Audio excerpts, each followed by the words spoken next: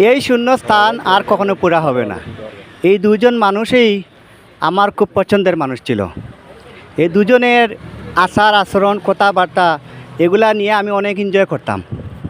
আজকে আমাদের বিশ্বনাথের সর্বস্তরের মানুষ অনেক মর্মাহত, অনেক কষ্ট পেয়েছে, অনেক বড় একটা মানুষকে হারিয়েছে।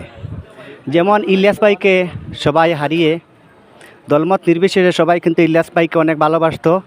ইলিয়াস ভাইয়ের কাজ কাম, ইলিয়াস ভাইয়ের এই যা করে গিয়েছে এগুলাকে কিন্তু মানুষ এখনও ব্যবহার করতেছে। মরবার আগ পর্যন্ত যতদিন বেঁচে থাকবে মানুষ ততদিন ব্যবহার করবে।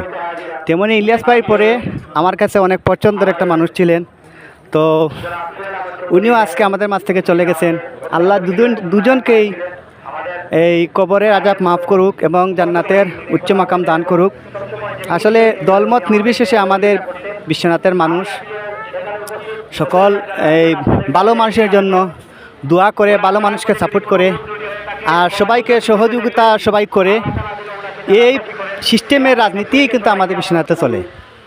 যাই হোক, আগামীতে হয়তো এই শূন্যস্থান আর কোনোদিন পুরা হবে কিনা আমি জানি না, এইরকম মানুষ তৈরি হবে কিনা জানি না।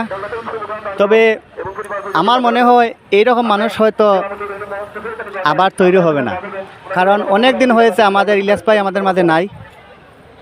যদিও উনি রাজনীতিক একজন মানুষ, কিন্তু আমাদের বিশ্বনাথের একটা গর্ব ছিলেন।